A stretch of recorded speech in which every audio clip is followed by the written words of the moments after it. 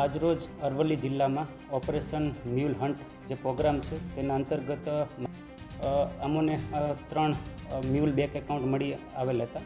તે 3 mule bank એકાઉન્ટની statement check કરતા અને તેના એકાઉન્ટ હોલ્ડરને નિવેદન લેતા જાણવા મળ્યું કે આ જે એકાઉન્ટ છે તે સચિન ધીરજભાઈ બામણા નામનો વ્યક્તિએ છે.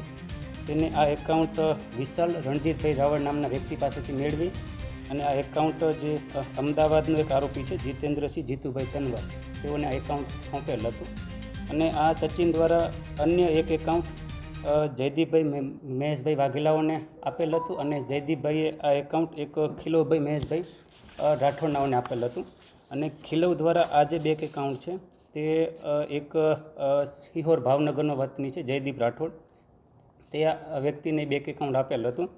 અને તે બેંક એકાઉન્ટનો ઉપયોગ આ જે આરોપીઓ છે તે ભારતના વિવિધ જગ્યાએ જે સાયબર ફ્રોડના ગુનાઓ બને છે તે સાયબર ફ્રોડના ગુનાની રકમ તેની અંદર ટ્રાન્સફર કરતા હતા અને તે રકમ બેંકમાંથી એટીએમ અથવા ચેક મારફતે પોતે વિડ્રો કરી લેતા હતા.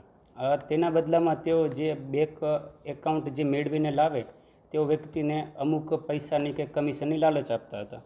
તેના આધારે આજરોજ cyber crime police station Aravalli ખાતે આઈટી એક્ટ તથા બીએનએસની વિવિધ કલમો મુજબ ગુનો રજીસ્ટર્ડ કરવામાં આવ્યો છે.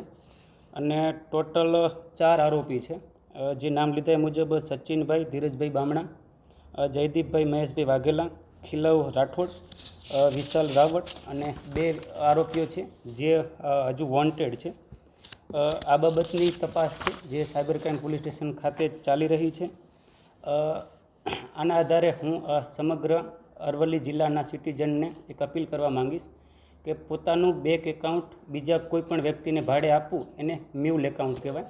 તો એ મ્યુલ એકાઉન્ટ તરીકે ઉપયોગ કરવા દેવો તે ગેરકાયદેસર છે અને આ મુજબ પોલીસ દ્વારા કાયદેસરની કાર્યવાહી કરવામાં આવશે અને કડક પગલાં લેવામાં આવશે. સાહેબ, આવા કેટલી રકમ આવી આજે આ ખાતાની અંદર લેવડ દેવડ થયાનું મળી આવ્યું છે?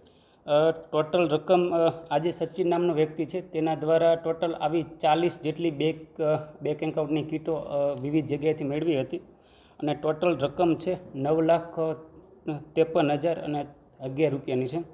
એટલે કે 9.5 લાખ જેટલા રૂપિયાની જે સાયબર ફ્રોડની અમાઉન્ટ છે તે વિવિધ ખાતાઓમાં ટ્રાન્સફર કરવામાં આવેલ હતી. અને આ એકાઉન્ટની તપાસ કરતાં દેશના વિવિધ જગ્યાઓએ અલગ અલગ 4 થી 5 જગ્યાઓએ સાયબર ક્રાઇમ બાબતેની અરજી પણ થયેલ હોવાનું અમારા ધ્યાને આવેલ છે. આ લોકો વિસ્તારમાં એકબીજાને પહેલેથી જ ઓળખતા હતા અને એક પ્રકારનું સિન્ડિકેટ તરીકે કામ કરે છે. સિન્ડિકેટમાં બધાનો રોલ ફિક્સ હોય છે.